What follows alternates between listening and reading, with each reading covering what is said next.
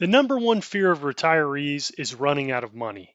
However, what happens more often than not is that at the end of their lives, a retiree's nest egg has actually grown, at least in part because of the hesitation to spend down their assets due to life's uncertainties. We are exiting the traditional workforce to continue to live our best lives, not simply trading one set of stressors for another. So, how can we design a portfolio that gives us peace of mind and allows us to maximize our savings? Find out today, right here in the Red Zone.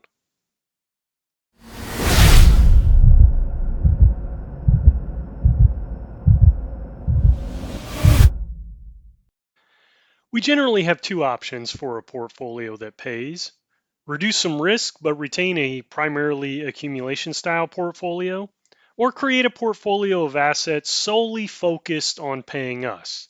For illustrative purposes, I'm presenting these as extremes, but in reality, ideas and investments can be combined into real approaches that can work for your specific situation. Before we dive in, for those who are new to the channel, I entered the red zone, that final drive to prior to retirement, in 2024 when I began to transition my investment strategy along with my portfolio to achieve my goals in the next phase of life. I created this channel to share what I've learned. We need to create income in retirement since we are no longer working and receiving a paycheck. Most of us have accumulated assets, and those assets have appreciated in price throughout our investment journey. So, we could simply sell a portion of those assets and reverse the accumulation. In other words, decumulate. There are, however, several problems with that general approach that I outlined in this video. Our other option is to begin to accumulate assets that pay us.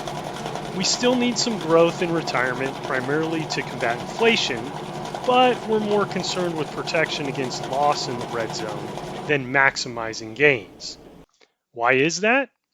The simple reason is that losses hurt more closer to retirement because your portfolio simply doesn't have time to recover. Here are two examples of retirees who just entered the red zone who are planning to use a decumulation strategy to generate income. Based on both needing $40,000 in annual income from their portfolios, they've estimated their portfolio needing to be worth $1 million on the day of their retirements so that they can sell down their assets in accordance with the 4% rule. Retiree A plans on retiring in 2020, while retiree B is planning a retirement decade earlier in 2010. Now, both of these examples assume that the soon to be retirees have kept a primarily growth accumulation style portfolio and will sell it to generate income in retirement. To keep it simple, I've used the historical returns of the S&P 500 and also just to demonstrate what could happen if no action is taken in the red zone. As you can see, if retiree A does nothing, they have significantly more money than they started with. But retiree B is now heading into retirement with about 9% less than when they started, leaving them short in their retirement income needs and now need to work another year or two to safely generate income over that 30-year time horizon. To avoid this second scenario, we can start to transition our portfolio at the beginning of the red zone to one that contains assets that pay us to avoid being dependent upon the year in which we retire. Rather than looking at portfolio construction solely like, say, this, where we want a mix of stocks, bonds, alternatives because our plan is to sell our assets down to zero, we could take a different approach and figure out which pieces of the portfolio we want income to come from rather than assuming we will sell and rebalance along the way. In either approach, we need to have a good handle on our expenses, along with a clear total income need for our goals, such as travel or legacy. And we need to account for expenses that we act as if they are unexpected, such as HVAC repairs, new roofs, newer used cars, healthcare, etc.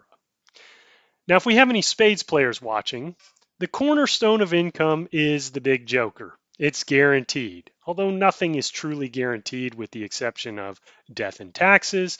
Example income sources that fit into this group include Social Security, most pensions, annuities, and U.S. government treasuries. After all, it's called the risk-free rate. The second source of income is the semi-guaranteed, but depending on the quality of the asset, can be as good as the little joker. These can include dividends from quality investments, interest payments, and rental income. The final potential source of our income comes from our highest volatility asset classes in terms of stocks and bonds. With both of these assets, though, we at least feel as we need to time the sale, so we don't sell during a down market or sell low. Although many of you plan to execute asset sales as a primary method of generating income, staring into the bottoms of the next dot-com crash, the great financial crisis, the lost decade, or even at the bottom of the COVID decline and needing cash is not a place that I want to be. So here's an example to look through an income lens. Let's say we've estimated that we want $10,000 of monthly income starting in retirement that will cover our spending. We want to first identify how much income we can generate from those guaranteed sources. To combat the risk of underspending, we know that those older retirees who are generally pensioners and likely own annuities as well, that meeting somewhere between 50 and 75% of their total desired income through guaranteed income leads to greater life satisfaction and less stress. Now, that may or may not be good enough for you. For me, it's more about covering my necessary spending and about maybe 50% of the discretionary, so closer to that 75% range of total anticipated spending. To continue this example, we estimate that we'll get about 25 to 30% of the income needed from Social Security, 10% from a small pension or annuity, and maybe 10% or so from our bond interest or high yield savings accounts. For a large chunk of this, we get into income investing and maybe also selling some of our assets. But before we can dive deeper into income investments, let me just do a quick summary here of general investment strategies and what they entail. First, we have growth investing. Definitely appropriate for the accumulation phase, can be equally appropriate for decumulation, except there's a lot of data that tells us that the safe withdrawal rate is too conservative in most cases, and then we end up underspending our retirement portfolios and therefore not maximizing the utility of our assets at the times that we can most enjoy them. Next, we have value investing, which involves finding companies trading at discounts and which also generally pay dividends. Within dividend investing, there are two basic strategies: dividend and dividend growth. An argument can be made for dividend stocks in general to be either better, worse, or no different to stocks that don't pay a dividend. We might tackle that in a later episode. For now, dividend investing generally invests in a more defensive style company, while dividend growth is an investing strategy to invest in highly profitable companies that currently pay dividends, but may not pay a lot now, but they continue to grow their dividends at a rate generally faster than the majority of longer paying dividend companies. Exclusively using a dividend investing strategy becomes problematic if you have to transition to this strategy in the red zone. As much like an accumulation style portfolio, you need a massive amount of starting capital to generate enough income to cover your expenses out of the gate. If you've done that, congratulations. And this strategy is a viable exclusive path that you could take. Finally, we have income investing. Stephen Bavaria, author of the book The Income Factory, describes his approach to income investing. He likes to invest in credit a lot and uses primarily closed-end funds as investment vehicles. His famous analogy of investing is that it's like a horse race. Much like gamblers picking horses to win, place, or show, even passive equity investors are betting that companies will continue to thrive and grow, and therefore their prices will appreciate. Whereas his perspective is that investing is something like credit. is more like betting that the majority of the horses that start the race will just finish it. It's more a bet of survival than one of growth or success. In general, income category assets do not appreciate much in price, if at all, but are known for higher payouts above what a US Treasury would pay or even a dividend paying stock. Although there are lots of ways to categorize these investments, for purposes of this video, income investments include master limited partnerships, business development companies, real estate investment trusts, closed-end funds that could hold equities, fixed income, credit, high yield, or other assets, and covered call funds. We'll dive more into these income assets and review some positives as well as the negatives, including the ones that I'm currently building positions in or already reinvesting back into to start to raise my post-work income floor.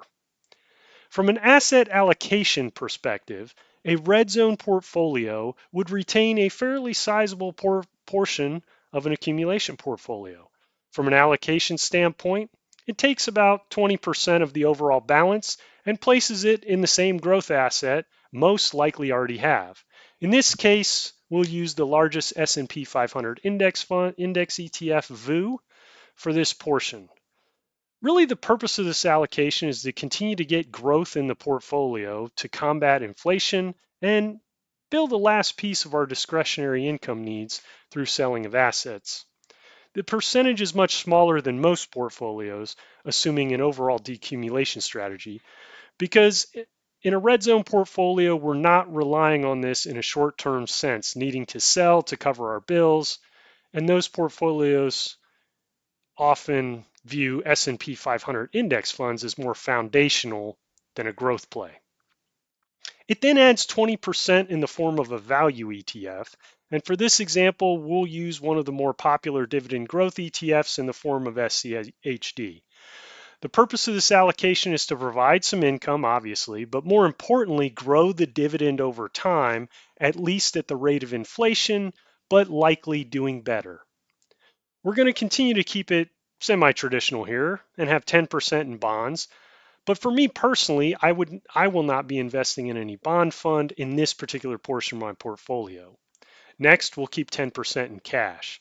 The purpose of both of these allocations is to provide a cushion against sequence of return risk while providing a small amount of income through coupon payments and high yield savings interest.